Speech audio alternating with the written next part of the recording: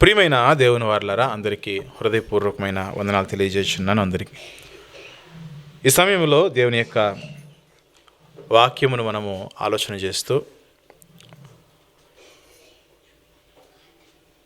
Christmas గురించి సమాజంలో మనము ఎన్నో బోధలు వింటూ ఉంటాము. క్రిస్మస్ గురించి మనం సమాజంలో అనేకమైన బోధనలు వింటూ ఉంటాము. కొందరేమో క్రిస్మస్ని ఘనంగా చేయాలని చెబుతూ ఉంటారు. కొందరేమో క్రిస్మస్ చేయమని బైబిల్లో ఎక్కడుంది, క్రిస్మస్ని ఎందుకు చేస్తున్నారు అని మాట్లాడేవాళ్ళు కూడా లేకపోలేదు. క్రిస్మస్ను అసలు చెయ్యాలా చేయకూడదా అనేది ఇక్కడ పాయింట్ కాదు, కానీ యేసుక్రీస్తు వారి లోకంలో పుట్టారనేది సత్యము. యేసుక్రీస్తు వారి లోకానికి వచ్చారు అనేది సత్యము. యేసుక్రీస్తు వారి లోకంలో జన్మించారు అనేది వాస్తవము అయి ఉండగా, ఆయన పుట్టడం ఎలాగూ జరిగింది కాబట్టి పుట్టిన దినాన్ని మనం జ్ఞాపకం చేసుకుని ఆయన మహిమపరచడము, ఆయన ఆరాధించడం అనే కార్యం అయితే ఖచ్చితంగా జరగాలి. రెగ్యులర్గా మనం ఎలాగూ అన్ని సందర్భాల్లో దేవుని మనం స్తుతిస్తాం కాబట్టి క్రిస్మస్ రోజును కూడా దేవుని స్తుతించే అవకాశము, ప్రభుని ఆరాధించే అవకాశం మనకి ఉండగా దాన్ని మనం వినియోగించుకోవడంలో ఎంతమాత్రం కూడా తప్పులేదు. కానీ ఈరోజు క్రిస్మస్ జరుపుకునే విధానం ఏదైతున్నదో ఈ విధానము క్రైస్తవ్యము, ఈ విధానాన్ని క్రైస్తవ్యం ఏం చేస్తుందంటే అడ్డదారులు తొక్కిచ్చేసింది.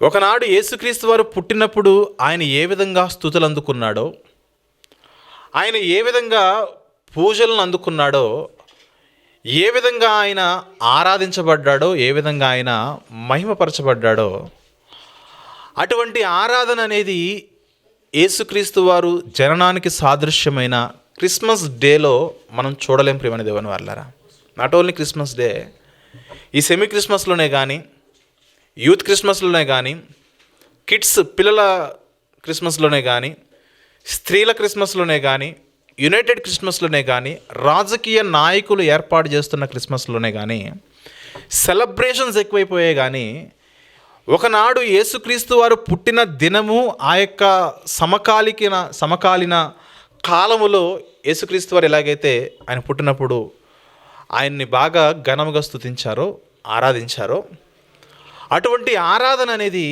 ఈనాటి క్రిస్మస్లలో జరగడం లేదనేది వాస్తవం.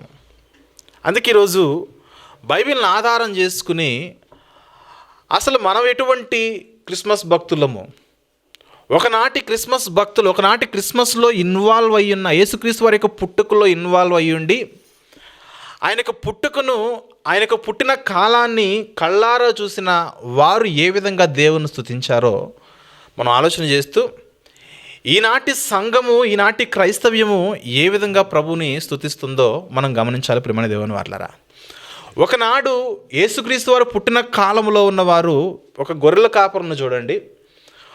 ఎప్పుడైతే పశువుల పాకలో ఆ తొట్టెలో పొరుండి ఉన్న ఆ బాల యేసుని చూచిన తర్వాత ఆనందంతో ఉప్పొంగిపోతూ జరిగిన వాటిని, కన్న వాటిని, విన్న వాటిని అనేకులకు వారు ప్రచురము చేస్తూ అనేకులకు యేసుక్రీస్తు యొక్క జనన విధమును, ఆయన ఎందుకు ఈ లోకానికి వచ్చాడో, ముఖ్యమైన విషయం ఏదైతున్నదో, దూత చేత ఆజ్ఞాపింపబడిన బోధ ఏదైతున్నదో ఆ బోధను వారు సమాజంలో వారు ప్రచురము చేస్తూ వెళ్ళిపోయినట్లు మనం చూస్తూ ఉంటాము. ఒకసారి చూద్దాము. లూకాసు వార్తలోని 2వ అధ్యాయము, క్షమించండి, 2వ అధ్యాయము, లూకాసు వార్తలోని 2వ అధ్యాయము 17వ వచనము మనం చూద్దాము. 17వ వచనము, లూకాసు వార్త 2వ అధ్యాయం 17వ వచనం చూస్తే, వారు చూచి ఈ శిశువును గూర్చి తమతో చెప్పబడిన మాటలు ప్రచురము చేసిరి. ఈరోజు మనం సువార్త ప్రకటన అంటాం, చూసారా? యేసుక్రీస్తుని గురించిన సువార్త ప్రకటన మొట్టమొదటిసారిగా చరిత్రలో చేసిన మనుషులు ఎవరైనా ఉంటారో వీళ్ళు జ్ఞానులు కాదు, గొప్పవారు కాదు, అధికారంలో ఉన్నవారు కాదు, శక్తి సామర్థ్యాలు కలిగిన వారు కాదు, కానీ అత్యంత సామాన్యులుగా వారి యొక్క లైఫ్ని లీడ్ చేస్తూ, గొర్రెలు కాచుకుంటూ, ఎండకు ఎండుతూ వానకు తడుస్తూ చలిలో వణికిపోతూ ఉన్న ఆ కాలంలో కూడా యేసుక్రీస్తుని గురించిన సువర్తమానము దూత ఎప్పుడైతే వీరికి చెప్పిందో, దూత చేత ఎప్పుడైతే వీరు ఆజ్ఞాపించబడ్డారో, బోధించబడిన గుడ్ న్యూస్ ఏదైతే ఉన్నదో, శుభ వర్తమానం ఏదైతే ఉన్నదో, ఆ గుడ్ న్యూస్ని వారు అందరికీ కూడా బోధించుకుంటూ ప్రచురము చేస్తూ వెళ్ళిపోయారు ఒకనాటి ఈ గొర్రెల కాపరిలో. తర్వాత 20వ వచనం చూసినట్లయితే అక్కడి నుంచి వెళ్ళిపోతూ 20వ వచనంలో, అంతటా గొర్రెల కాపరులు తమతో చెప్పబడినట్లుగా తాము విన్నవాటిని కన్నవాటిని గూర్చి దేవునిని మహిమపరచుచు స్తోత్రము చేయుచు తిరిగి వెళ్ళిరి. 2 విషయాలు మనం గమనిస్తూ ఉన్నాము. ఒకటేమో ప్రకటన చేస్తూ ఉన్నారు, మరొకటేమో వారికి ఏదైతే విన్నారో, ఏదైతే చూశారో, వారు దేన్నైతే అనుభవించారో క్రిస్మస్ని, ఆ అనుభవించిన ఆ క్రిస్మస్ని వీరు ఏం చేస్తారనంటే దాన్ని బట్టి ఒకటి ప్రచురము చేశారు, రెండవది దేవుని స్తుతిస్తున్నారు. కానీ ఈరోజు సువార్త యేసుక్రీస్తు యొక్క క్రిస్మస్ లేదంటే యేసుక్రీస్తు యొక్క జనన విధం ఏదైతే ఉన్నదో ఆ జననాన్ని గురించి ఈరోజు ప్రకటన లేకుండా పోయింది. జననమును గురించి దేవుణ్ణి స్తుతించడము, స్తోత్రం చెల్లించడం కూడా ఈరోజు కనిపించట్లేదు. చూడండి, వీరిలో మనం 2 ముఖ్యమైన ఆలోచన విధానం మనం చూడొచ్చు. ఒకటేమో దేవుని స్తుతించారు, రెండోదేమో సువార్త ప్రకటన చేశారు. సువార్త ప్రకటన అంటే ఎవరికైతే సువార్త అందలేదో వారిని పిలుచుకొచ్చి వారి దగ్గరికి వెళ్ళి సువార్తను ప్రకటించడం, యేసుక్రీస్తు గురించి చెప్పడమే సువార్త ప్రకటన అంటారు. కానీ ఈరోజు సంఘాలు చూడండి, మన క్రైస్తవ్యమే, మన వాళ్ళే రావాలి, మన వాళ్ళే ఉండాలి, మన వాళ్ళే సెలబ్రేట్ చేసుకోవాలి, మన వాళ్ళే వండుకోవాలి, మన వాళ్ళే మన యొక్క డిగ్నిటీ మనం చూపించుకోవాలి, మన వాళ్ళే అందరూ కూడా కలిసి విందులు చేసుకోవాలి, మన వాళ్ళే అందరూ కూడా సెలబ్రేట్ చేసుకోవాలని క్రైస్తవులే కూడుకుని క్రైస్తవులమైన మనమే ఆనందిస్తున్నామే. కానీ ఎందరి కొరకైతే నశించిపోతున్న వారి కొరకు యేసుక్రీస్తు వారు వచ్చారో ఆ నశించిపోతున్న వారి చెంతకు యేసుక్రీస్తుని గురించిన సువార్త అనేది ఈరోజు చేరడం లేదు ప్రియమైన దేవుని వాళ్ళారా. అందుకే ఈనాటి సందేశము, అసలు యేసుక్రీస్తు వారేమో ఈ లోకానికి రాజ్య భారమును కలిగి వచ్చినవాడు. యేసుక్రీస్తు వారి లోకానికి, యేసుక్రీస్తు వారు ఈ లోకానికి ఆత్మల భారము కలిగి వచ్చినవాడు. కానీ ఈనాటి క్రైస్తవులు మీరు చూడండి, ఎంతసేపు కూడా ఈనాటి క్రైస్తవులకు పండగ భారం ఉన్నది కానీ రాజ్య భారము కానీ ఆత్మల భారము కానీ ఈనాటి క్రైస్తవులకు లేకుండానే పోయింది. క్రైస్తవులు అంటే ఎవరు చెప్పండి? సువార్తను ప్రకటించవలసిన భారము కలిగి ఉన్నవాడే క్రైస్తవుడు. ఈరోజు క్రైస్తవులు ఎంతసేపు పండగను ఏ విధంగా సెలబ్రేట్ చేసుకుందాం, ఏ విధంగా ఆనందిద్దామన్న ఆలోచనలు ఉన్నాడే కానీ అసలు ఈ పండగను బేస్ చేసుకుని కొద్ది మందికైనా దేవుని గురించిన సువార్తను చెప్పాలి, యేసుక్రీస్తు వారి లోకానికి ఎందుకు వచ్చాడో చెప్పాలి. అంత మాత్రమే కాదు కానీ ఈ పండుగలో మనం మరి ఎక్కువగా దేవుణ్ణి మనం స్తుతించాలి. ఏ విధంగా స్తుతిస్తే ఆయన హ్యాపీగా ఫీల్ అవుతాడో ఆ విధంగా మనం స్తుతించాలన్న ఆలోచన మనకున్నాయా? అంటే ఈనాటి క్రైస్తవులకు కేవలం పండగ భారం మాత్రమే ఉన్నది కానీ రాజ్య భారము కానీ ఆత్మల భారము కానీ లేదు అన్నది వాస్తవం. ఎంతసేపు కూడా సెలబ్రేట్ చేసుకోవాలి, ఆనందించాలి సెలబ్రేషన్స్ అంటున్నాడే కానీ అసలు ముఖ్యమైన విషయం ఏంటి, ఒకనాటి క్రిస్మస్లో జరిగినది ఏంటి అన్న వాస్తవాన్ని, ముఖ్యమైన ఆ యొక్క ఉద్దేశాన్ని ఈరోజు క్రైస్తవుడు మర్చిపోతున్నాడు. ఒకనాటి క్రిస్మస్లో ఏం జరిగిందని అంటే, ఒకటి సువార్త ప్రకటన జరిగింది, రెండవది దేవుణ్ణి బాగా మహిమపరిచారు. కానీ ఈరోజు మనం చూసినట్లయితే ఈ 2 జరగట్లేదు. సువార్త ప్రకటన జరగట్లేదు, దేవుని స్తుతించడం జరగట్లేదు. ఎంతసేపు కూడా పండగ భారములో క్రైస్తవులు బాగా మునిగిపోయినట్లుగా లేఖనాలు తెలియజేస్తూ ఉన్నాయి. ఈ రోజున్న క్రైస్తవులు నిజంగా మాట్లాడితే పండగ భారంలోనే ఉన్నారు. ఏ విధంగా చెబుతాను. కానీ యేసుక్రీస్తు వారు ఎటువంటి భారము కలిగి ఈ లోకానికి వచ్చాడో మనము ఒక వాక్యాన్ని చూసుకుని మనం ముందుకెళ్దాం ప్రియమైన దేవుని వారలారా. యెషయా గ్రంథములోని 9వ అధ్యాయము, యెషయా గ్రంథములోని 9వ అధ్యాయము 6వ వచనం మనం చూసినట్లయితే, యెషయా గ్రంథములోని 9వ అధ్యాయము 6వ వచనం చూసినట్లయితే, ఎలయనగా మనకు శిశువు పుట్టెను, మనకు కుమారుడు అనుగ్రహింపబడెను, ఆయన భుజముల మీద రాజ్య భారము ఉండును. ఆయన ఆశ్చర్యకరుడు, ఆలోచనకర్త, బలవంతుడైన దేవుడు, నిత్యుడగు తండ్రి, సమాధానకర్తయగు అధిపతి అని అతనికి పేరు పెట్టబడెను. చాలామంది చెప్పాను, గత వారం కూడా చెప్పాను ఇదే వాక్యము. ఈ వాక్యాన్ని చాలామంది తండ్రి అయిన దేవునికి ఆపాదిస్తారు, కానీ యేసుక్రీస్తు వారికి ఆపాదించడానికి చాలామంది ఇష్టపడరు. ఒకవేళ తండ్రికి ఆపాదించినట్లయితే తండ్రి ఎప్పుడు కూడా శిశువుగా ఈ లోకానికి రాలేదు, భవిష్యత్తులో కూడా ఆయన రాడు. ఈ లోకానికి వచ్చిన శిశువుగా ఈ లోకానికి వచ్చింది యేసుక్రీస్తు వారు. దాన్ని మనం గమనించుకోవాలి. ఎందుకంటే చాలామంది నిత్యుడగు తండ్రి, సమాధానకర్త, అధిపతి, ఆలోచనకర్త, బలవంతుడైన దేవుడు అని అంటే ఆ బలవంతుడైన దేవుడు నిత్యుడగు తండ్రే కానీ కుమారుడు కాదు, ఇలా ఆలోచన చేస్తూ వాదించేవాళ్ళు ఉన్నారు. కానీ ఈ యొక్క నామములన్నీ కూడా యేసుక్రీస్తు వారికి పెట్టబడిన నామములు ఇవి. ఎందుకంటే యేసుక్రీస్తు వారు శిశువుగా ఈ లోకానికి వచ్చినవాడు ఆయన. అందుకే 7వ వచనంలో అంటున్నాడు, ఈ లోకానికి వచ్చిన యేసుక్రీస్తు వారి భుజముల మీద రాజ్య భారం ఉండనని మనం చదువుకున్నాం కదా. యేసుక్రీస్తు వారి లోకానికి ఎలాంటి భారము కలిగి వచ్చాడనంటే రాజ్య భారము కలిగి వచ్చాడు. ఆ రాజ్యంలోనికి అనేకమైన ఆత్మలను నడిపించాలి. దేవుడు స్థాపించబోతున్న, యేసుక్రీస్తు వారు స్థాపించబోతున్న రాజ్యం ఏదైతున్నదో ఇది రాజ్యం శరీరాలకు సంబంధించినది కాదు, ఆత్మలకు సంబంధించిన ఆత్మల రాజ్యము. ఆత్మల రాజ్యముని లోకములో స్థాపించుట కొరకే ఈ లోకంలో పుట్టినవాడు, ఈ లోకానికి వచ్చినవాడు యేసుక్రీస్తు వారు. ఆయన గురించి 7వ వచనంలో మాట్లాడుతున్నారు, ఇది మొదలుకొని మితి లేకుండా దేనికి యేసుక్రీస్తు వారు వచ్చి ఈ లోకంలో స్థాపించబోతున్న రాజ్యం ఏదైతున్నదో ఆ రాజ్యమునకు వృద్ధియు క్షేమమును కలుగునట్లు సర్వకాలము దావీదు సింహాసనమును రాజ్యమును నియమించును. న్యాయము వలనను నీతి వలనను రాజ్యము స్థాపించబడుతుంది. న్యాయం వల్ల, నీతి వల్ల రాజ్యము స్థిరపరచబడుతున్నది. అతడు సింహాసనాసీనుడై రాజ్య పరిపాలన చేయును. మీరు గమనిస్తున్నారా? త్వరలో దేవుని యొక్క రాజ్యం ఈ లోకంలో స్థాపించబడబోతుంది.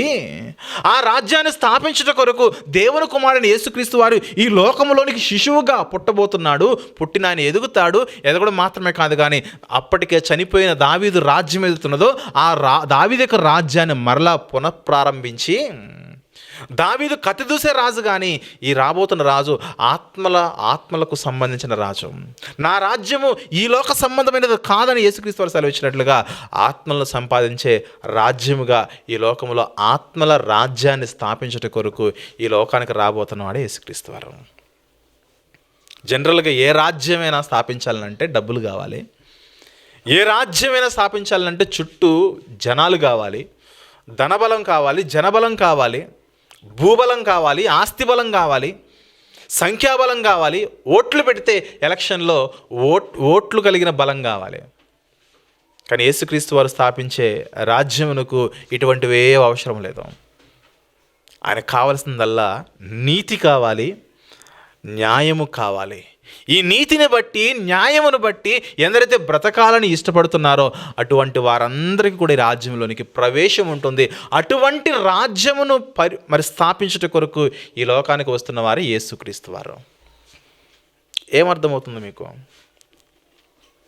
యేసుక్రీస్తు వారు ఈ లోకానికి ఎందుకు వచ్చాడనంటే ఆత్మల రాజ్యమును స్థాపించుట కొరకు ఈ లోకానికి వచ్చినవాడు. ఒక మాటలో చెప్పాలంటే ఆత్మలను రక్షించుటకు ఈ లోకానికి వచ్చిన వారే యేసుక్రీస్తు వారు.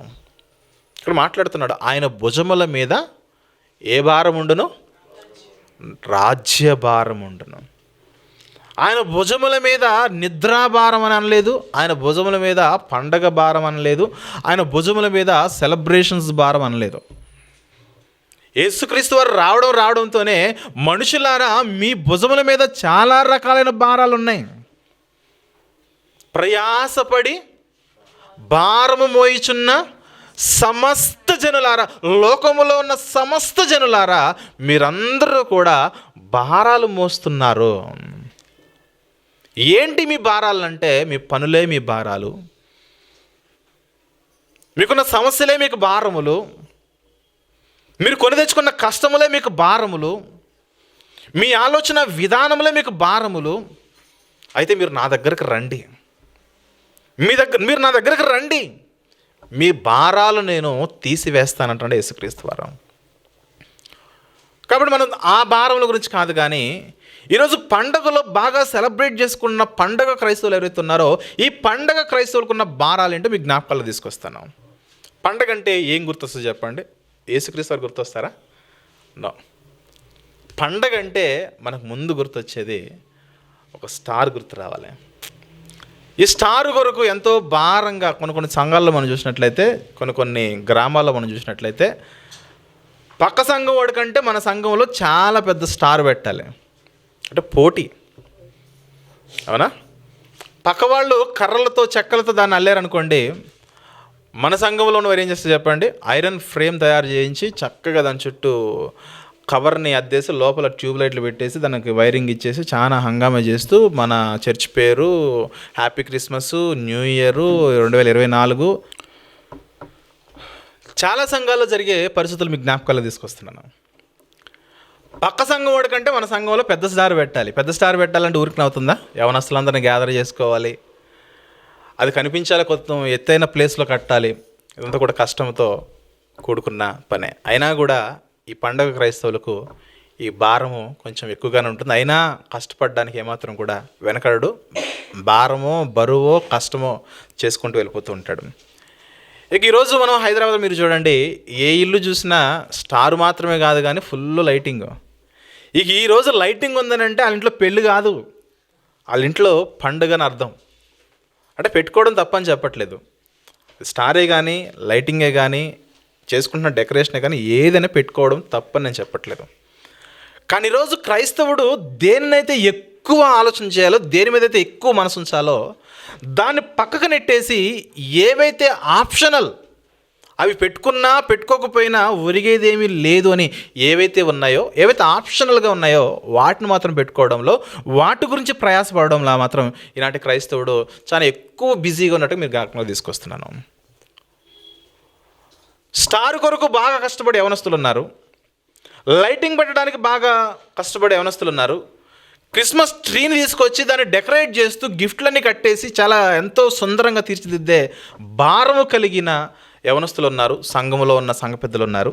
అలాగే సంఘాలకు ఇళ్లకు పెయింటింగ్ వేసే భారం కలిగిన వారు ఉన్నారు. ఏది మీరు చెబుతున్నాను, ఏదైనా సరే డబ్బుతో కూడుకున్న పనే. ఒక స్టార్ పెట్టాలన్నా, ట్రీ పెట్టాలన్నా, పెయింటింగ్ వేయాలన్నా, లేదంటే క్రిస్మస్ ట్రీ అయినా, లైటింగ్ అయినా, ఏదైనా సరే ఖర్చుతో కూడుకున్న పనే. ఇది భారమా కాదా?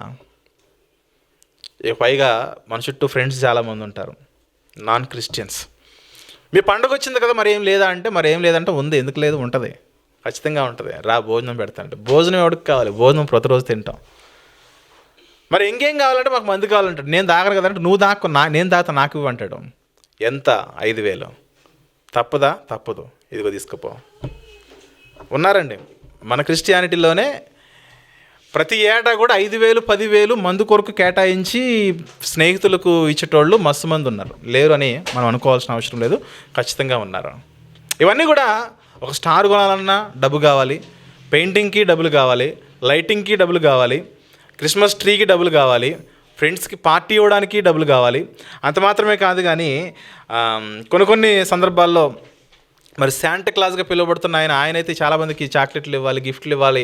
ఆయన బరువు ఆయనది, ఆయన బాధ్యత ఆయనది. మీరు గమనించండి. మళ్ళీ స్వీట్లు ఇస్తాము, గిఫ్ట్లు ఇస్తూ ఉంటారు. ఈ విధంగా మనం చూసినట్లయితే సంఘాలలో కానీ క్రైస్తవ కుటుంబాల్లో కానీ విపరీతమైన ఖర్చు అనేది ఈ క్రిస్మస్ని బేస్ చేసుకుని ఒక సామాన్యుని ఇంట్లో 20,000, కొంచెం మిడిల్ క్లాస్లో ఒక 50,000, అంతకు మించి రిచ్ అయితే లక్షల్లో దాటుకుని వెళ్ళిపోద్ది. ఎలాగైనా సరే సంవత్సరం అంతా దాచిపెట్టుకున్న డబ్బే లేకపోతే అప్పే చేసి ఏదో ఒకటి చేసి పండగ అయితే చక్కగా చేసేసుకుంటూ ముందుకెళ్ళిపోతారు. కొన్ని సంఘాలు చూసినట్లయితే డ్యూయెట్లు ఉంటాయి, డ్యాన్సులు ఉంటాయి, గిఫ్ట్లు ఉంటాయి, సెలబ్రేషన్స్ ఉంటాయి, కేకులు ఉంటాయి. ఇవన్నీ కూడా ఇక కామన్ అనమాట. ఇవన్నీ కూడా రెగ్యులర్గా జరిగేటివే. నేను చెబుతున్నాను, ఇప్పుడు ఏవైతే మీ యొక్క జ్ఞాపకాలు తీసుకొచ్చానో ఇవన్నీ మనం గమనించినట్లయితే ఇవన్నీ కూడా ₹1 లేకుండా ఏ పని మనం చేయలేం. ప్రతి పని చేయాలంటే డబ్బులు అవసరము. ప్రతి పనికి చాలా డబ్బులు అవసరము. ఈ డబ్బులు అవ్వాలంటే ఒక క్రైస్తవుడు, పండగ క్రైస్తవుడు ఎంతగా భారము కలిగి ఆ కుటుంబాన్ని లీడ్ చేయాలో మీరు గమనించండి. ఇప్పుడు యేసుక్రీస్తు వారి మాట చూద్దాం.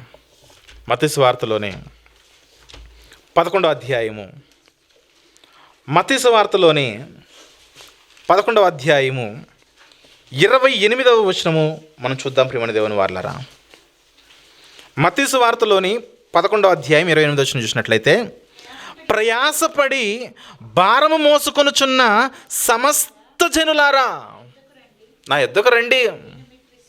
మీరు లైట్ పెట్టాలంటే మీకు భారము, లైటింగ్ పెట్టాలంటే భారము, ట్రీ కొనాలంటే భారము, పెయింటింగ్కి భారము, క్రిస్మస్ ట్రీలకి భారము, స్టార్లకు భారము, డ్యాన్సులకు భారం, అన్నిటికీ భారం. ఎందుకంటే ఏది లేకపోయినా ఇవన్నీ కార్యాలు చేయాలంటే డబ్బు చాలా కీలకం. కాబట్టి డబ్బు లేకపోతే వీటిలో మీరు ఏది చేయలేరు. కాబట్టి ఆ డబ్బు కొరకు ఎంతగానో కష్టపడుతున్న సమస్త జనులారా, మీరు నా యొద్దకు రండి, నేను మీకు విశ్రాంతిని కలగజేతును. నేను సాత్వికుడును, నేను దీన మనసు గలవాడను గనక మీ మీద నా కాడి ఎత్తుకుని నా యొద్ద నేర్చుకొనుడి. ఈ సాత్వికం అనే గుణాన్ని నేర్పించుట కొరకు, దీన మనసు అనే గుణాన్ని నేర్పించుట కొరకు, మన విశ్రాంతిలోనికి ఏ విధంగా ప్రవేశించాలి అని నేర్పించుట కొరకు, మన మీద ఉన్న భారములన్నిటిని కూడా తీసివేయట కొరకు ఈ లోకంలో పుట్టిన వారే యేసుక్రీస్తు వారు. ముఖ్యమైన ఉద్దేశం అది, ముఖ్యమైన ఎసెన్స్ అది. ఆయన ఈ లోకంలోనికి రావడానికి ముఖ్యమైన కారణం అది. మన మీద ఉన్న భారాలు ఏవైతే ఉన్నావో ఆ భారాలు, మనం ఎత్తుకున్న కాడి ఏదైతే ఉన్నదో ఆ కాడిని సులువు చేసి ఎంతో తేలికైన తన భారమును, తన కాడిని పెట్టుకోండి. తద్వారా మీరు మోస్తున్న భారముల వల్ల మీకు వచ్చే విశ్రాంతి అది టెంపరరీ. కానీ నేను పెడుతున్న భారం వల్ల మీకు వచ్చే విశ్రాంతి మీ మరణాంతరము అది ఎప్పుడు కూడా శాశ్వత కాలం పర్మనెంట్గా ఉండే విశ్రాంతిలోనికి మీరు ప్రవేశిస్తారంటున్నారు. మనకి ఏది కావాలి చెప్పండి? టెంపరరీనే కావాలి. టెంపరరీ కావాలి మనకు. విశ్రాంతి మనకి ఇప్పుడు కూడా టెంపరరీ కావాలి, కానీ పర్మనెంట్గా దేవుడిచ్చే విశ్రాంతి అనేది మనకు అవసరం లేదన్నట్టు ఈరోజు క్రైస్తవుడు ఆలోచన చేస్తున్నాడు. 1 సంవత్సరము దేవుని యందు నిస్వార్థంగా దేవుని యందు చాలా నిష్ఠగా తన యొక్క భక్తి జీవితాన్ని కొనసాగిస్తే భవిష్యత్ అంతా కూడా దేవుని కొరకు వర్ధిల్లే అవకాశం ఉంటుంది. కానీ ఈరోజు చూడండి, ఎక్కడ ఎంజాయ్మెంట్ ఉంటుందో, ఎక్కడ సెలబ్రేషన్స్ ఉంటాయో, ఎక్కడ పండగ బాగా చేస్తారో అక్కడికి జనాలు వలస వెళ్ళిపోయినట్లుగా లేదు ఈరోజు. సార్ నా అవును, ఆత్మను రక్షించే మేలైన గొప్ప గొప్ప వాక్యాలు, గొప్ప గొప్ప సత్యాలు చెప్పబడుతూ ఉన్నా సెలబ్రేషన్స్ అంటూ, ఎంజాయ్మెంట్ అంటూ, సంతోషం అంటూ ఎక్కడ దొరుకుతుందో వెతుక్కుని మరి అక్కడికి వెళ్ళిపోతున్న వారే పండుగ క్రైస్తవులు. మీరు గమనించాలి, దేవుని సన్నిధిని విడిచిపెట్టి వెళ్ళిపోతున్న వారు పండగకు ప్రయారిటీ ఇచ్చేవాళ్ళుగా మీరు గమనించుకోవాలి. అలా కాదు, మేము వెళ్ళాలంటే రేపు సాయంత్రం కూడా వెళ్ళొచ్చు, ఎల్లుండి పొద్దురు కూడా వెళ్ళొచ్చు, ఎప్పుడైనా వెళ్ళొచ్చు, లేదంటే దీనికంటే ముందు 2-3 రోజులు ఈ వారంలో కూడా వెళ్ళి రావచ్చు. కానీ ఇప్పుడే ఎందుకు వెళ్తామంటే ఇప్పుడు వెళ్తేనే బాగుంటుందండి. అక్కడ బాగా చేస్తారు, అర్థమవుతుందా? అక్కడ బాగా చేస్తారు, అందుకే వెళ్తున్నాం.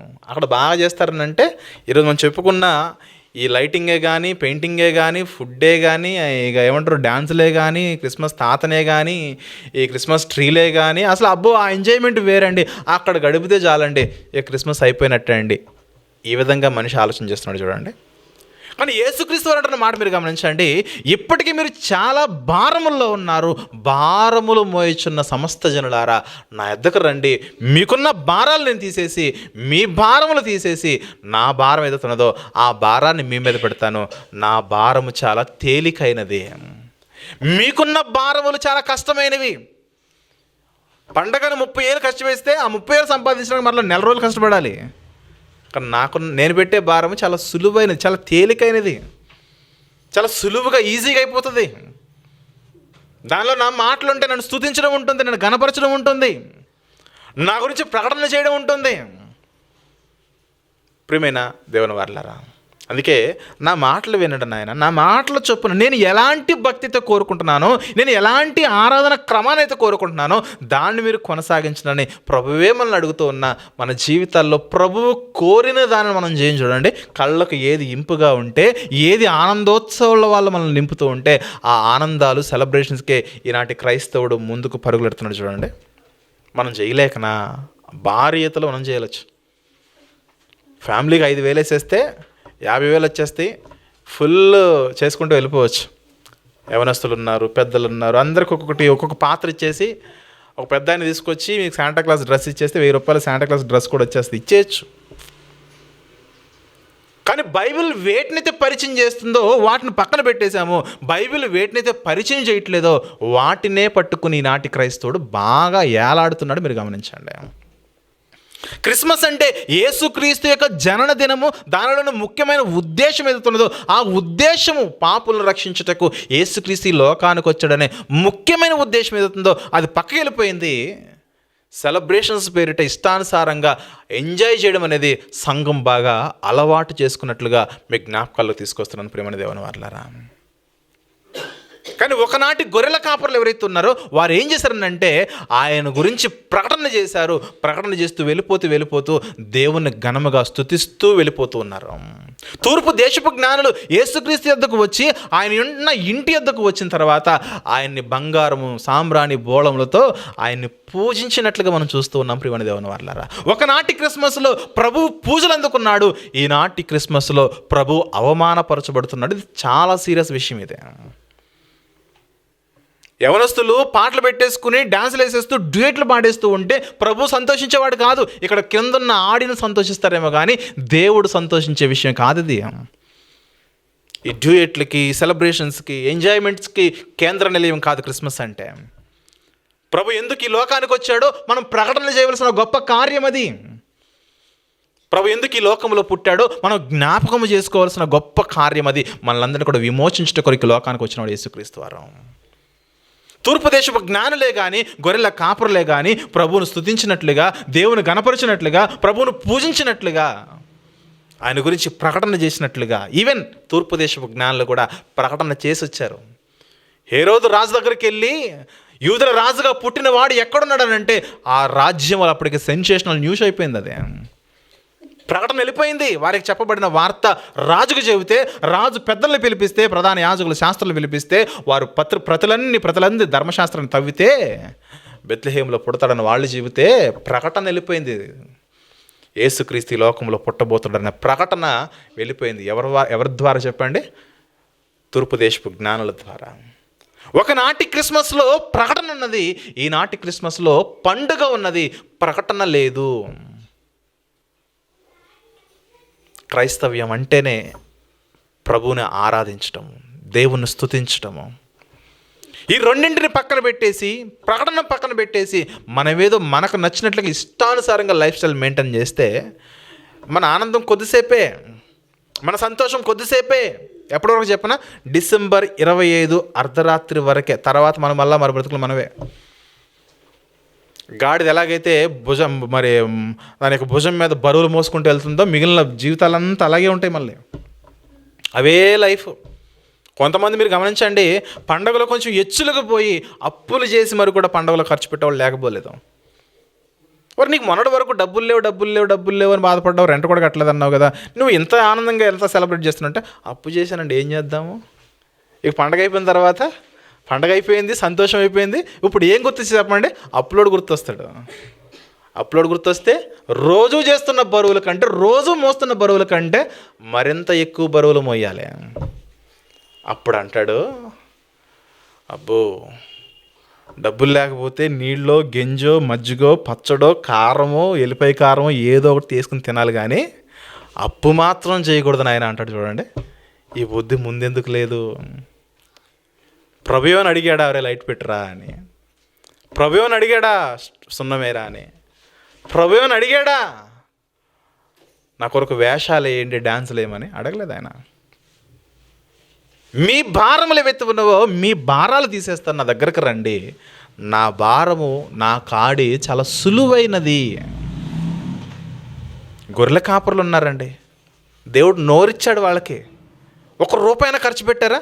నోటితో చక్కగా ప్రకటన చేసుకుంటూ వెళ్ళిపోయారు, చక్కగా దేవుని స్తుతిస్తూ వెళ్ళిపోయారు. కానీ ఈరోజు సంఘాల్లో రూపాయికి ఎక్కువ వాల్యూ ఉంది చూడండి. రూపాయలు ఇవ్వాలి, మొత్తం రాసుకోవాలి. పలానా రావు గారి ఫ్యామిలీ 2000, రాజుగారి ఫ్యామిలీ 4000. అంటే ఎవరికి ఎక్కువ ఇస్తే వాళ్ళ పేరు హైలైట్ ఉంటుంది అనమాట. తర్వాత బ్యాక్గ్రౌండ్లో మ్యూజిక్ వస్తూ ఉంటుంది, అదే కదా. శ్రీనివాస్ గారి ఫ్యామిలీ 6000. ఇట్లా మనం చదువుకుంటే వెళ్ళాలన్నమాట, చదివింపులు అంటారు కదా అలా. ప్రియమైన దేవుని వారలారా, ఈరోజు పండగ అంతా కూడా డబ్బుల చుట్టూ తిరుగుతుంది. ఆ డబ్బులు ఎలాగైతే అంటే ఎంత కష్టపడితే అంత ఎక్కువ డబ్బులు వస్తూ ఉంటాయి. కానీ ప్రభు అంటున్నాడు, ప్రయాసపడి భారం మోసుకుని సమస్త జనులారా నా యొద్దకు రండి, నేను మీకు విశ్రాంతి కలగజేతును. నేను సాత్వికుడును, దీన మనసు గలవాడును గనక మీ మీద నా కాడి ఎత్తుకుని నా యొద్ద నేర్చుకొనుడి, అప్పుడు మీ ప్రాణములకు విశ్రాంతి కలుగును. ఏలైనగా నా కాడి సులువుగాను నా భారము తేలికగాను ఉన్నది. మీరు మోస్తున్న భారాల కంటే నేను మీకు ఇచ్చే భారము చాలా సులువైన భారము. సులువుగా చేసుకోండి పండగ, తేలిగ్గా చేసుకోండి పండగ. మరి పండగ గురించి అంత హైరాణ పడి అంత కష్టం అనుభవించిన అవసరం లేదు. సులువుగా చేసుకోండి పండగ. కానీ ఈరోజు ఆత్మల భారము కలిగిన క్రైస్తవుల కంటే పండుగ భారము కలిగిన క్రైస్తవులు ఈరోజు ఎక్కువ ఉన్నారు. అందుకే ఈనాటి సందేశము, రాజ్య భారము లేని డిసెంబర్ భక్తులు అనొచ్చు, పండుగ భారములో క్రిస్మస్ భక్తులు అనొచ్చు, క్రిస్మస్ భక్తునివా క్రైస్తవ భక్తునివా అని కూడా అనొచ్చు. క్రిస్మస్ భక్తులు అనుకో ఎంతసేపు వీటి చుట్టే తిరుగుతూ ఉంటుంది. ఈరోజు సమాజం వేటి చుట్టే తిరుగుతుంది, అలాగే తిరుగుతూ ఉంటుంది. కానీ నిజమైన క్రైస్తవుడు అనుకోండి, క్రైస్తవ భక్తులు అనుకోండి, వారి దృష్టిలో ఎప్పుడు కూడా వాక్యం ఏం చెప్పింది, నేనేం చేయాలి, ప్రభు నా నుండి ఏం కోరుచున్నాడు, నేనేం చేయాలి. పండగ క్రైస్తవులు అనుకోండి, పక్కనోడు ఏం చేస్తున్నాడు, నేనేం చేయాలి, పక్క దేశం వాడు ఏం చేస్తున్నాడు, మనం ఏం చేయాలి. పక్కనోడిని చూసి కాపీ పేస్ట్ చేస్తూ ఉంటాడు పండగ క్రైస్తవుడు.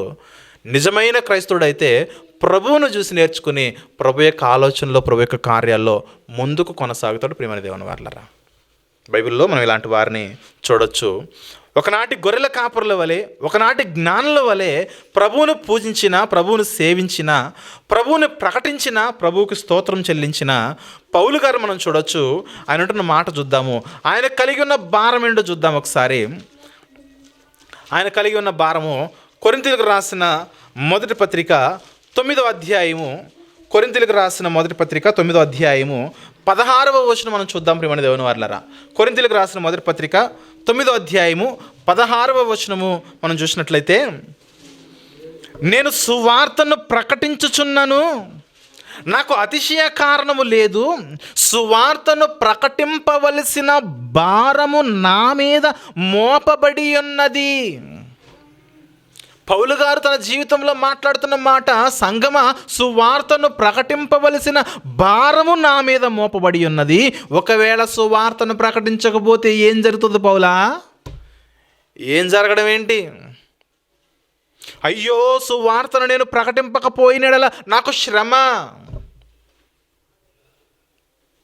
కేక్ తినకపోతే శ్రమ కాదా? పెయింటింగ్ వేయకపోతే శ్రమ కాదా? అందంగా అలంకరించుకోకపోతే, డెకరేట్ చేసుకోకపోతే, చర్చినే కానీ, సంఘాలనే కానీ, ఇళ్లనే కానీ డెకరేట్ చేసుకోకపోతే శ్రమ కాదా? పౌలు గారు చెప్తున్న మాట, నా మీద ఒక భారము మోపబడి ఉన్నది, అది సువార్తను ప్రకటించే భారము. ఒకవేళ ఆ భారమే కనుక నేను చెయ్యకపోతే, ఆ భారము చొప్పున నేను ప్రవర్తించకపోతే, అయ్యో నాకు శ్రమ అంటున్నాడు. అందుకే ప్రభు అన్నాడు, మీ భారాల కంటే నా భారాలు చాలా తేలికైన భారం నేను మోపుతాను. ఆ తేలికైన భారము కూడా నువ్వు మోయకపోతే నీకు శ్రమ కాకపోతే ఇంకేం వస్తుంది చెప్పండి అన్నాడు పౌలు గారు. ప్రియమైన దేవుని వారలారా, పౌలు గారు తన జీవితంలో అప్పటికి ఎంతో సువార్తను ప్రకటిస్తూ ఎన్నో సంఘాలు కట్టి వాటిని బట్టి ఎంతగానో ఆనందిస్తూ వారు పడిపోతూ ఉంటే, వారు ఇష్టానుసారమైన కార్యాలు చేస్తూ ఉంటే, వారు బలహీనతలను బట్టి ఆయన బాధపడుతూ ఎవరైతే పడిపోతున్న వారిని, మరి దుష్టత్వంలోకి మళ్ళీపోతున్న వారిని నిలబెట్టడానికి ఎన్నో ప్రయత్నాలు చేస్తూ ఎంతో సువార్త చెబుతూ అంటున్నాడు. సువార్త ప్రకటిస్తున్నాడు కదా, ఇక రెస్ట్ తీసుకుంటాను అనుకోకుండా ఇంకా సువార్త చెప్పకపోతే నాకు శ్రమ అంటున్నాడు.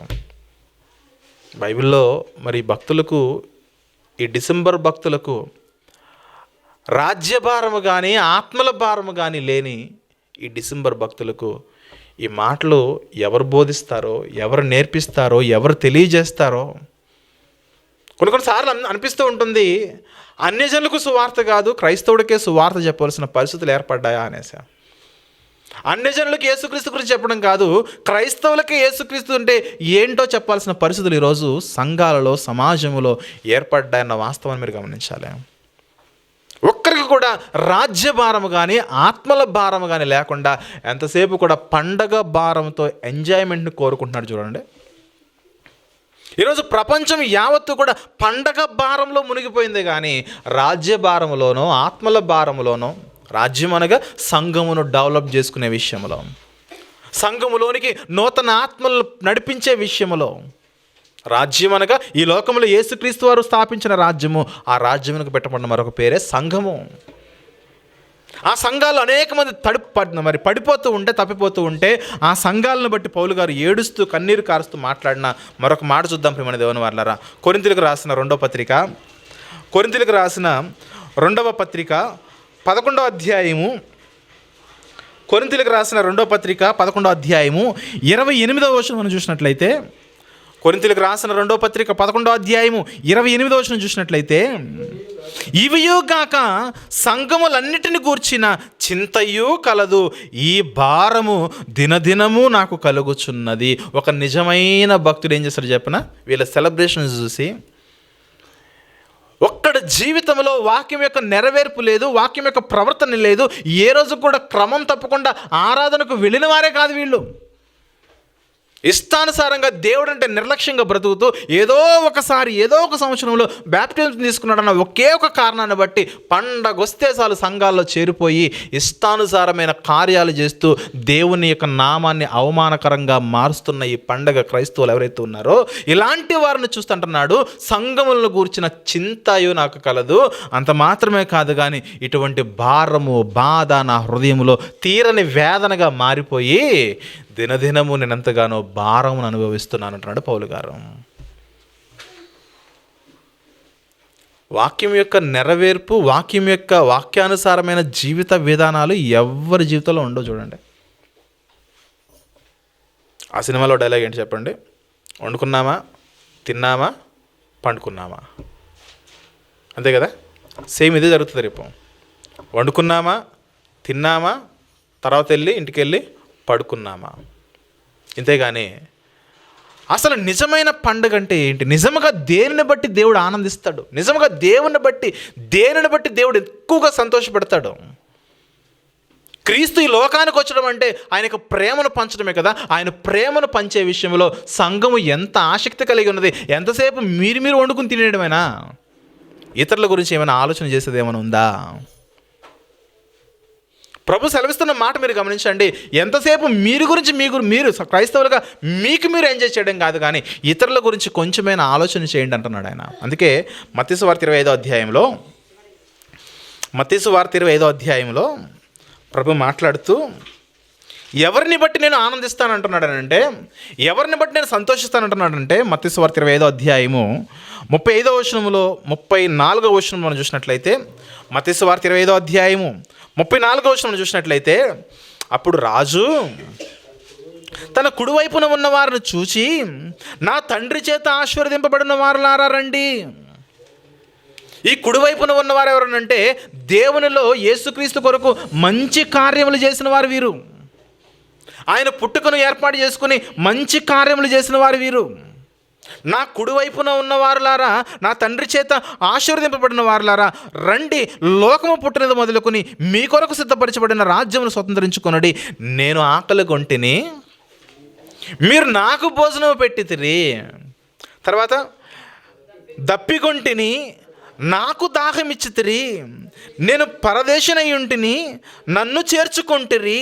నేను దిగంబరనై ఉంటిని, నాకు బట్టలు ఇచ్చితిరి. నేను రోగినై ఉంటిని, నన్ను చూడవచ్చితిరి. నేను చెరసాల్లో ఉంటిని, నా యొద్దకు వచ్చితిరని చెప్పుచూ ఉంటే, అప్పుడు నీతిమంతులు అంటున్నారు, ప్రభువా ఎప్పుడు నీవు ఆకలిగా ఉన్నావు? మేమెప్పుడు నీకు ఆహారం ఇచ్చాము? ఎప్పుడు నీవు దప్పుకున్నావు? మేమెప్పుడు నీకు దాహం ఇచ్చాము? ఎప్పుడు పరదేశమై ఉన్నావు? నేనెప్పుడు మిమ్మల్ని చేర్చుకున్నాము? ఎప్పుడు దిగంబరిగా ఉన్నావు? మేమెప్పుడు మీకు బట్టలు ఇచ్చాము? ఎప్పుడు నువ్వు అసలు నీకెప్పుడు రోగం వచ్చింది ప్రభువా? నీ రోగంలో మేమెప్పుడు చూడవచ్చాము? అసలు ప్రభువా నీవెప్పుడు చెరసాల్లో ఉన్నావు? అసలు మేమెప్పుడు నిన్ను చూడడానికి వచ్చాము అని అంటే, ఇదిగో ఏమంటారు తర్వాత, ఈ అల్పులైన, అందుకు రాజు 40 అల్పులైన, మిక్కిలి అల్పులైన ఈ నా సహోదరుల్లో ఒకనికి మీరు చేసిద్దరు గనక నాకు చేసిద్దరని నిశ్చయముగా మీతో చెప్పుచున్నాను వారితో అని. ఇప్పుడు చెప్పండి, క్రైస్తవులుగా మనం తింటే సరిపోతుందా? లేని బీదల దగ్గరికి వెళ్ళి వారికి పంచాల్సిన అవసరం ఏర్పడిందా? ఆత్మీయ ప్రేమ విందులనే ఉంటాయి, అవి ఓకే, వాటిని చేసుకోవద్దని చెప్పట్లేదు. కానీ ఒక క్రైస్తవుడిగా ఎప్పుడు కూడా నీ ప్రేమ నీ చర్చిలో మాత్రమే ఉండిపోతే, ఆ చర్చి నుంచి నీ ప్రేమ బయటికి వెళ్ళకపోతే ఏంటి పరిస్థితి? ఏమన్నాడు ఇక్కడ? ఆహారం లేని వారికి నేను భోజనం పెట్టాను, దప్పికొన్న వారికి దాహాన్ని ఇచ్చాను, పరదేశినై ఉంటే ఉండడానికి నివాసం లేకపోతే వేరే ప్రాంతం నుంచి ఈ ప్రాంతానికి వచ్చినప్పుడు వారికి నేను ఆశ్రయం ఇచ్చాను, దిగంబరనై ఉన్నప్పుడు బట్టలు ఇచ్చాను, రోగిగా ఎవరైనా ఉంటే వారిని వెళ్ళి పరామర్శించి వారికి ప్రభు యొక్క ప్రేమను చూపించాను. ఇవి కూడా చూపించాల్సిందే. ఎవరైనా కష్టాల్లో ఉంటే వారి దగ్గరికి వెళ్ళి ఆదరించాను. పండగ పేరు చెప్పుకుని మనం తినేసి మనం ఎంజాయ్ చేసేసుకుంటే దానివల్ల ఎవరికి ప్రయోజనము? నీ చుట్టూ ఉన్న బీదలు నీకు కనబడట్లేదా? నీ చుట్టూ కష్టాల్లో ఉన్నవారు కనబడట్లేదా? నీ చుట్టూ ఆశ్రయం లేని వారు నీకు కనబడట్లేదా? నీ చుట్టూ చలితో వణికిపోతున్న వారు లేరా? నీ చుట్టూ తినడానికి ఒక పూట తిండి లేనివారు లేరా? అటువంటి వారి పట్ల నువ్వు తీసుకుంటున్న కార్యాలు ఏంటి అని అడుగుతున్న ప్రభువు. ఇటువంటి కార్యాలు ఎవరైతే చేశారో ఆ కార్యాలు చేస్తున్న వారు అంటున్నారు, మీరు వాళ్ళకి చేసినట్లు కాదు, నాకే చేసినట్లు. అల్పులైన వారు ఎందరైతే ఉన్నారో వారికి మీరు ఆహారం ఇస్తే అది నాకు పెట్టినట్లు. తిండి లేని వారికి ఫుడ్ పెడితే అది నాకు పెట్టినట్టు. వస్త్రం లేని వారికి వస్త్రం ఇస్తే నాకు పెట్టినట్లు. చలితో వణికిపోతున్న వారికి మీరు ఒక బెడ్షీట్ ఇస్తే అది నాకు ఇచ్చినట్టు. బలహీనంగా ఉన్న వారిని మీరు బలపరిస్తే అది నన్ను బలపరిచినట్లు, సంఘాన్ని బలపరిచినట్టు. ఈరోజు క్రిస్మస్ని బేస్ చేసుకుని ఇలాంటివి జరగట్లేదు చూడండి. అందుకే మనం తీసుకున్న నిర్ణయము, డబ్బులన్నీ కూడా సంఘములో ఖర్చు పెట్టకుండా కొంత డబ్బును మనము వేరే ప్రాంతానికి వెళ్ళి బెడ్షీట్ రూపంలోనూ, విధవరాళ్ళు ఉంటే వాళ్ళకి చీరలు అటువంటి పంచాలన్న ఆలోచనలో ఈరోజు సంఘం ఉన్నది. ఇటువంటి పిలుపునిచ్చినప్పుడు సంఘము చక్కగా నిలబడింది, అవి మనం చేయాలనేసి వెళ్తాం ఖచ్చితంగా. ఇప్పుడు క్రిస్మస్ సీజన్లో కూడా అందరూ బిజీగా ఉంటారని సంక్రాంతి హాలిడేస్ ఏవైతే ఉన్నావో ఆ హాలిడేస్లో మన సువార్త కార్యక్రమాలు ఉంటాయి. అప్పుడు ఖచ్చితంగా బెడ్షీట్స్ అలాగే చీరలు అవన్నీ కూడా మేము కలెక్ట్ చేసుకుని వేరే ప్రాంతాలకు వెళ్ళి, గ్రామీణ ప్రాంతాలకు వెళ్ళి ఆ బెడ్షీట్సే కానీ లేదంటే చీరలే కానీ పంచే కార్యక్రమంలో ఉన్నాం. అదే సమయంలో వారికి భోజనాన్ని కూడా పెట్టే కార్యాలన్నీ కూడా చేయడానికి సంఘం అంతా కూడా ఆసక్తి కలిగి ఉన్నదని మీ జ్ఞాపకాలు తీసుకుని రావడానికి నేను ఎంతగానో సంతోషిస్తున్నాను. కాబట్టి ప్రియమైన దేవుని వర్లరా, ఈ డిసెంబర్ క్రైస్తవులు, డిసెంబర్ భక్తులు ఎవరైతే ఉన్నారో ఎంతసేపు కూడా వాళ్ళ యొక్క సంతోషాన్ని చూసుకుంటారే కానీ నిజమైన క్రైస్తవులు ఎవరైతే ఉన్నారో ఇతరుల యొక్క ఆనందాన్ని చూడాలనుకుంటారు. ప్రభు ఎప్పుడు కూడా తన సంతోషాన్ని చూసుకోలే, మనందరి కళల్లో ఆనందం చూడాలని ఈ లోకానికి వచ్చాడు ఆయన. మనందరినీ కూడా సంతోషభరితులుగా చేయాలని ఈ లోకానికి వచ్చిన వారు యేసుక్రీస్తు వారు. అందుకే ప్రభు చెబుతున్న ఆజ్ఞలో ఎవరైతే అల్పులు దీనులు లేని వారు ఉంటారో వారి చెంతకెళ్ళి మీరు వారి కొరకు ₹1 ఖర్చు పెట్టినా అది నా సన్నిధిలో ఎంతో శ్రేయస్కరమే, ఎంతో ఆనందమే. ఒక్క బెడ్షీట్ ఇచ్చి ఒకరి యొక్క చలిని మీరు తీసేసినా అది నాకు సంతోషమే. కాబట్టి ప్రియమైన దేవుని వల్లరా అటువంటి చర్యల్లో మనం ముందుండాలని ప్రభు మనకు బోధిస్తున్న కార్యాలు. మరొక మాట చూద్దాం. గలతీలకు రాసిన పత్రిక 6వ అధ్యాయము 2వ వచనము మనం చూద్దాం. ప్రియమైన దేవుని వల్లరా గలతీలకు రాసిన పత్రిక 6వ అధ్యాయము 2వ వచనం మనం చూసినట్లయితే, గలతీ పత్రిక 6వ అధ్యాయం 2వ వచనంలో, ఒకని భారములనొకడు భరించి ఇలాగు క్రీస్తు నియమమును పూర్తిగా నెరవేర్చుడి. క్రీస్తు ఏర్పరచబడిన, క్రీస్తు చేత స్థాపించబడిన నియమం ఏదైతున్నదో, పద్ధతి ఏదైతున్నదో, ఆ పద్ధతి ఏంటంటే ఒకరి భారములు ఒకరు సహించుకోవాలని ప్రభువే మనకు ఆలోచన చెబుతూ ఉంటే మనం ఏం చేస్తాం చెప్పండి? మన బ్రతుకులు మనమే కానీ పక్కనోడిని మనం పట్టించుకుంటామా? పట్టించుకోం. పక్కనోడు ఏమైనా నాశనం అయిపోయినామండి, వాడు ఎంతకైనా సర్వనాశనం అయిపోయి పర్లేదు, కానీ మనం వాడి గురించి వాళ్ళ దగ్గరికి వెళ్ళి అసలు మీరున్న పరిస్థితి ఏంటి, ఎందుకు మీ పరిస్థితులు ఎదురయ్యాయి, కనీసం మాట మంచి ముచ్చట మాట్లాడే ఆ పద్ధతి కూడా మనకు ఉండదు చూడండి. పైగా ఎవరితో మాట్లాడే వాళ్ళ కష్టాలు చెప్పుకున్నావు అనుకోండి, నువ్వే కొని తెచ్చుకున్నావు, నువ్వే పాడు, అంతేనా? నీ తప్పిదాలే, నీ సావు నువ్వు వదిలేసి వచ్చేస్తాం. కానీ ఆ ప్రమాదంలో నుంచి, ఆ యొక్క సమస్యలో నుంచి చిక్కుకున్న వారిని కొద్దిగా అయినా ఉపశమనం కలిగేలా ఆలోచనల రూపంలోనైనా లేదా మరి ఏ ఇతర రూపంలోనైనా ఆదుకొని వారి భారమును మనము మోసే పరిస్థితి రోజు మనిషికి లేదు. ఒరిజినల్ క్రైస్తవం ఏంటో చెప్పనా? మనం మన కొరకు బ్రతకడం కాదు, మనం ఇతరుల కొరకు బ్రతకడం. ఒరిజినల్ క్రిస్టియానిటీ ఇలాంటి బోధ చేసింది. మీరు మీ గురించి కాదు నాయనా, మీరు ఇతరుల కొరకు బ్రతకండి. మరి నేను ఇతరుల కొరకు బ్రతికితే నా కొరకు ఎవరు బ్రతుకుతారు నాయన అంటే, ఇదిగో నేను ఉన్నాను కదా, నేను చూసుకుంటాను, నీది నేను చూసుకుంటా. నువ్వు ఎక్కడ పోషింపబడాలో, నువ్వు ఎక్కడ తినాలో, ఎక్కడ పడుకోవాలో, ఎక్కడ నివాసం ఉండాలో నీ బాధ్యత నాది. అందుకే ప్రభు చెబుతున్నమాట, ఒకని భారములు ఒకడు భరించి క్రీస్తు ఏర్పాటు చేసిన నియమం ఏదైతున్నదో ఆ నియమమును నెరవేర్చాలి మీ జీవితాల్లో. అది క్రిస్మస్ అంటే. ఇవన్నీ లోకానికి నేర్పించుటకు వచ్చిన వారు యేసుక్రీస్తు వారు. సులువైన భారము, సులువైన పని, సులువైన కాడి. సంఘాల్లో ఇవి జరగకపోతే ఆ సంఘ కాపరి, ఆ సంఘ వ్యవస్థాపకుడు అంటే ప్రభువు యేసుక్రీస్తు వారు, ఆ సంఘం కొరకు ప్రాణం పెట్టిన ఆయన ఎంతగా బాధపడతాడో, ఎంత బాధ అనుభవిస్తాడో మనం గమనించాలి. ప్రియమైన దేవుని వారలారా, మరొక మాట చూసుకుని మనం ముందుకెళ్దాము. హెబ్రీయులకు రాసిన పత్రిక 12వ అధ్యాయము, హెబ్రీ పత్రిక 12వ అధ్యాయము 2వ వచనం మనము గమనించినట్లయితే, హెబ్రీ పత్రిక 12వ అధ్యాయం 2వ వచనం చూస్తే, హెబ్రీ పత్రిక 12వ అధ్యాయము మొదటి నుంచి చదువుకుందాంలే.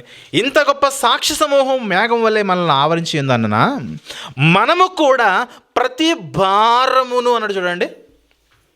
మనము కూడా ప్రతి భారమును, సులువుగా చిక్కులు పెట్టు పాపమును విడిచిపెట్టి ఈ లోకములో లోక సంబంధమైన ఈ లోక భారములు ఏవైతే ఉన్నవో, లోక భారములు మీరు విడిచిపెట్టి విశ్వాసమునకు కర్తయు దాన్ని కొనసాగించువాడనైన యేసు వైపు చూచుచు మన ఎదుట ఉంచబడిన పందెములో ఓపికతో పరిగెత్తుదము అన్నాడు చూడండి. ఈ లోకములో మీకున్న లోక సంబంధమైన భారాలు ఏవైతే ఉన్నవో ఆ భారాలు విడిచిపెట్టండి నాయనా అంటే మనకు లైటే భారమైంది, లైటింగే భారమైంది, స్టారే భారమైంది. అసలు క్రిస్మస్ అంటే ఈరోజు యేసుక్రీస్తు కనబడు చూడండి, శాంటా క్లాస్ కనబడతాడు, ఆయన కనబడితే చాలు ఇది క్రిస్మస్.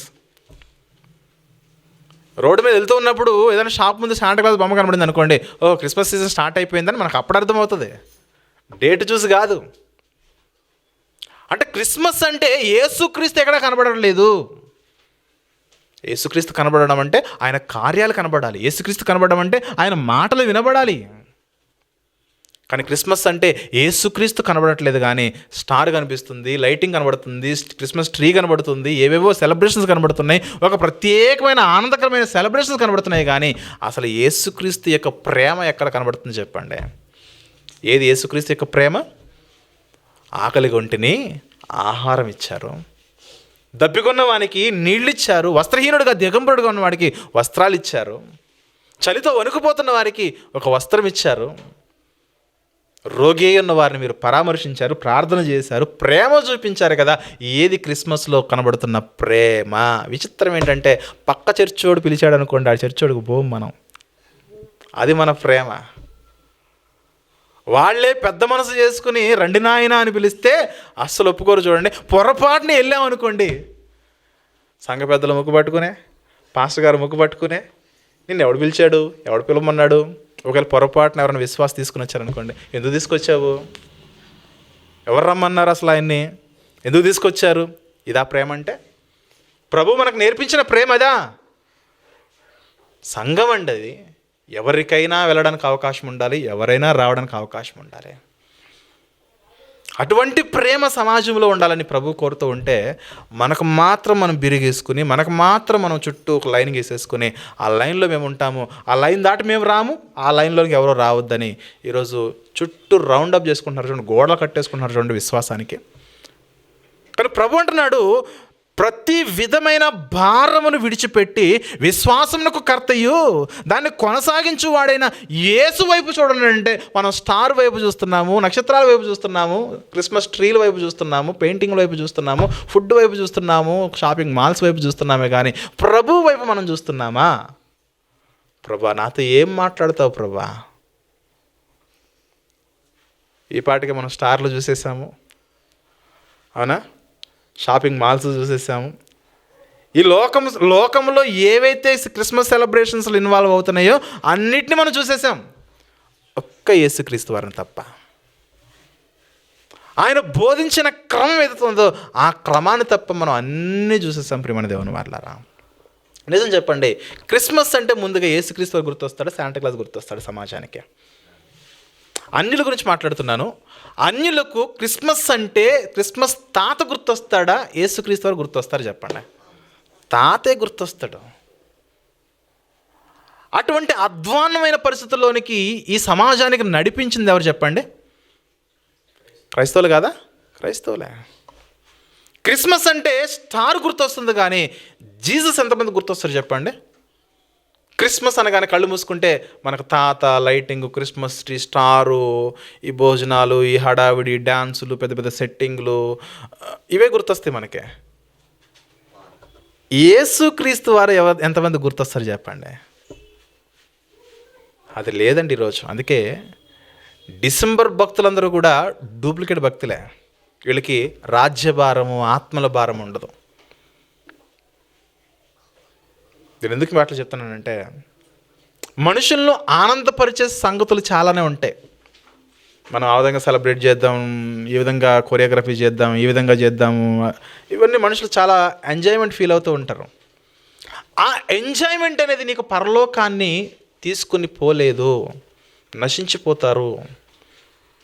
ఎందరైతే ప్రభు యొక్క ఆజ్ఞలు ఏవైతే ఉన్నావో ఆ ఆజ్ఞల అనుసారంగా తమ జీవితాల్లో ప్రభువుకి అంటకట్టబడి ఉంటారో వారు మాత్రమే ప్రభు తట్టు నిజముగా చూచువారు, వారు మాత్రమే విశ్వాసపు పరుగు పందెములో ఆ యొక్క పరుగును తుదముట్టించి పరలోకం యొక్క గమ్యస్థానానికి చేరేవాళ్ళు.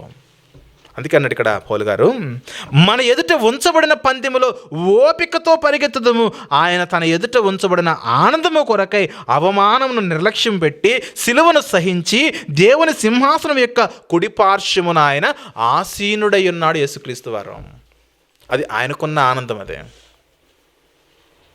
ఈరోజు క్రిస్మస్ అంటే యేసు వైపు చూసే భక్తులు లేరండి. క్రిస్మస్ అంటే ఈ లోకము ఏవైతే అవలంబిస్తుందో వాటినే చూపిస్తూ ఉన్నది, ఎంజాయ్మెంట్, సెలబ్రేషన్స్. కానీ ప్రభు చూడండి, పరలోకంలో వచ్చే ఆనందం కొరకు ఈ లోకంలో తను తాను అవమానంగా మార్చుకున్నాడు. మనలో కూడా అలాగే ఉండండి. నేను ఏర్పాటు చేసిన నియమం ఏదైతే ఉన్నదో ఆ నియమము చొప్పున మీరు ప్రవర్తించని చెబుతున్నాడు యేసుక్రీస్తు వారు. చివరికి ఒక మాట చూసుకుని మనం ముగించుకుందాము. యోహాను గారు రాసిన మొదటి పత్రిక 5వ అధ్యాయము, యోహాను గారు రాసిన మొదటి పత్రిక 5వ అధ్యాయము 3వ వచనం మనం చూసినట్లయితే, 3వ వచనం చూస్తే, యోహాను గారు రాసిన మొదటి పత్రిక 5వ అధ్యాయం 3వ వచనం చూస్తే, మనము ఆయన ఆజ్ఞలు గైకొనుటయే దేవుని ప్రేమించుట, ఆయన ఆజ్ఞలు ఏవైతే ఉన్నవో మనం భరించలేనంత భారమైనవైతే కావు. ఆయన ఆజ్ఞలు భారమైనవి కావు, సులువైన ఆజ్ఞలవి. కానీ విచిత్రం ఏంటంటే, సులువైన ఆజ్ఞలు మనం పాటించడానికి కూడా, సులువుగా క్రిస్మస్ చేసుకోవడానికి కూడా మనం ఇష్టపడడం చూడండి. ఎక్కడ హంగు, ఎక్కడ ఆర్భాటం, ఎక్కడ ఆనందం, ఎక్కడ సంతోషము, ఎక్కడ సెలబ్రేషన్స్ ఎక్కువైతే అక్కడ జనాల యొక్క తాకిడి ఎక్కువ ఉంటుంది. ఎక్కడ దేవుని మాటలు విస్తారంగా వినబడుతూ ఉంటే అక్కడ జనాలు తక్కువగా ఉంటారు. వాక్యమే చెప్పారనుకోండి, అక్కడ ఉంటారా? అందరూ బయటికి వెళ్ళిపోతారు. మళ్ళీ ఎప్పుడు వస్తారు చెప్పిన, కేక్ కటింగ్ ప్రారంభించబడింది ఎప్పుడైతే మైక్లో వింటారో అప్పుడు అందరూ లోపలికి వస్తారు. వాక్యం చెబుతున్నంతసేపు ఎవడు కనబడ్డు ఇక్కడ. వాక్యం అయిపోయిన తర్వాత మరలా కొన్ని కొరియోగ్రఫీ ఉంది. ఇప్పుడు పిల్లలు వచ్చి డ్యాన్సులు వేస్తారని చెప్పగానే అందరూ వచ్చేస్తారు ఫోన్లు పట్టుకుని రికార్డ్ చేసుకోవడానికి. అదే రికార్డింగ్ డ్యాన్సా?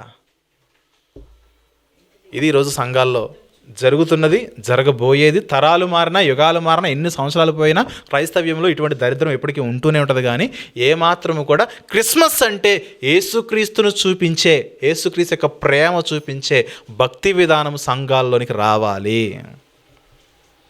అది ఎప్పుడైతే వస్తుందో మన జీవితాల్లో మన భక్తి యథార్థవంతమైన భక్తి, ప్రభు కోరుకున్న భక్తి అని మనం గమనించుకోవాలి.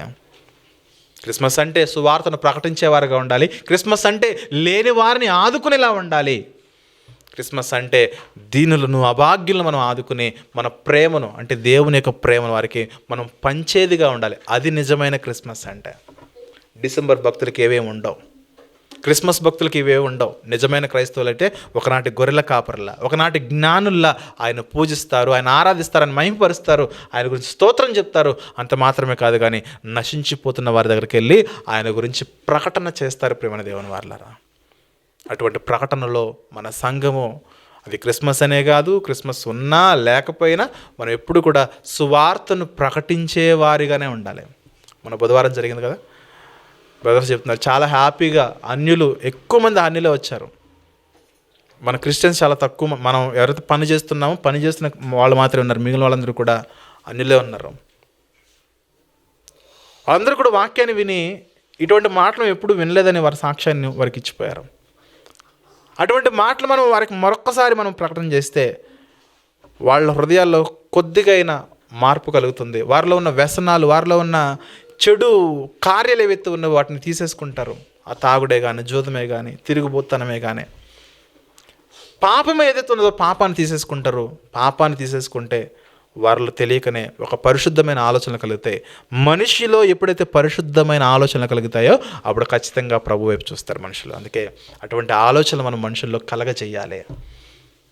అందుకే ప్రభు మనల్ని ప్రేమించి ఇస్తున్న ఏ రూపాయి అయినా సరే అటువంటి వాటి కొరకే మన సంఘము, మనము ఖర్చు చేసుకోవాలి. కానీ ఆడంబరాలకు, ఆనందాలకు ఖర్చు చేసుకుంటూ పోతే దానివల్ల ఏదో కొద్దిపాటి ఆనందాన్ని మనం పొందుతాం కానీ శాశ్వత కాల ఆనందాన్ని మనము పొందలేం. ప్రేమ దేవుని వారలారా, ఇటువంటి క్రిస్మస్ మన జీవితాల్లో వస్తూ ఉంటాయి, పోతూ ఉంటాయి, చచ్చేంత వరకు సంవత్సరాలు కూడా వస్తూనే ఉంటుంది.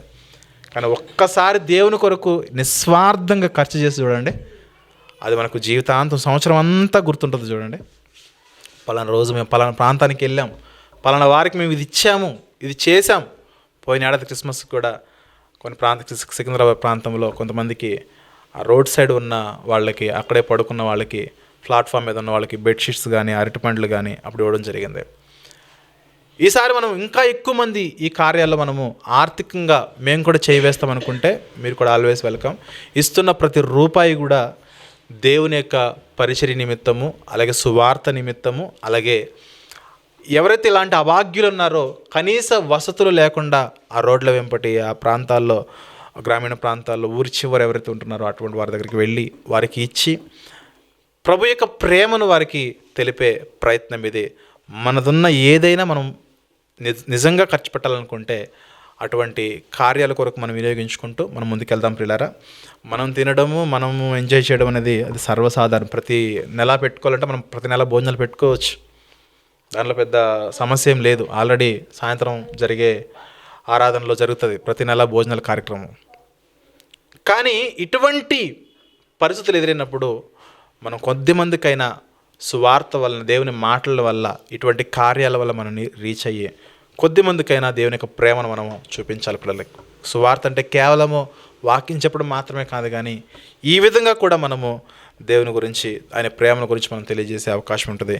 కాబట్టి క్రిస్మస్ భారములు ఎవరు ఉండకండి, పండుగ భారములు ఎవరు ఉండకండి. ప్రభు మనకి ఏదైతే భారమును బాధ్యతనిచ్చాడో అటువంటి బాధ్యత కలిగిన వారుగా మనం మరింత ముందుగా కొనసాగిపోవాలని కోరుచు ఈ నా మాటలను ముగిస్తున్నాను. థ్యాంక్ యూ వెరీ మచ్ అండి. రేపటి దినమున మనకి ఆరాధన ఉంటుంది, 11:30 గంటలకే ఉంటుంది. 11:30 అంటే 12:30కి రావడం కాదు, దయచేసి ముందుగా ప్లాన్ చేసుకోండి. ఎందుకంటే ట్రైన్కి వెళ్ళాలంటే అరగంట 40 నిమిషాలు ముందే ఉంటాము. ఫ్లైట్ అయితే 2-3 గంటల ముందే ఉంటాం, ఒక హాఫ్ డే ముందే వెళ్ళిపోతాం. ఎటొచ్చి పరలోక ప్రయాణం అనేసరికి ఆలస్యం అనేది ఎంత మాత్రం కూడా మంచిది కాదు. ప్లాన్ చేసుకుంటే అన్నీ అవుతాయి. నాతో అవ్వట్లేదని మనం ఎప్పుడు అనుకోవద్దు. మనం ఏదైతే ఒక నిర్ణయానికి కట్టుబడి ఉంటామో దాన్ని మనం ప్లాన్ చేసుకుంటే ప్రతిదీ కూడా సాధ్యమే. ఆదివారము సమయానికి రావాలి, ప్రారంభ ప్రార్థన, పాటలు అన్నిటిలో మన పార్టిసిపేషన్ ఉండాలి. కాబట్టి ఈ న్యూ ఇయర్ నుంచి నూతన నిబంధనలు తీసుకుని మరింత ఆత్మీయంగా, ఉత్సాహంగా దేవుని సన్నిధిలో మనం వాడబడదాం. ఎప్పుడు మరణం వచ్చినా ప్రభా ఐఎమ్ రెడీ అనేలా మన మన మన భక్తి ఉండాలి. ప్రభా నేను ఇంకా రెడీ కాలేదు ప్రభా, వెళ్ళి స్నానం చేసి వస్తానంటే, నువ్వు నీ స్నానం వద్దు ఏమొద్దు, నీ మురికి జీవితం నువ్వు ఇక్కడే జావని ఇక్కడ వదిలేసి వెళ్ళిపోతాడు ప్రభు. కాబట్టి ఎప్పుడు ప్రభు యొక్క రాకడ వచ్చినా చెప్పలేం. ఆయన పుట్టినరోజే మనందరి రాకడ దినం కూడా అయ్యి ఉండొచ్చు. ప్రభు యొక్క రాకడ దినం కూడా రావచ్చు. ఇది నా బర్త్డే, ఈరోజు నేను రావడానికి అవకాశం లేదు అనుకోవడానికి అవకాశం లేదు అక్కడ. కాబట్టి ప్రభు ఎప్పుడైనా వస్తాడు, జాగ్రత్త పడదాం. ప్రభు రాకముందే మన జీవితాలు మనము మరి సమర్పించుకుందాం. ప్రేమ దేవుని వర్లారా, థ్యాంక్ యూ వెరీ మచ్ అండి. పాట పాడుచు ఉండగా కానుకలు సమర్పిద్దాము.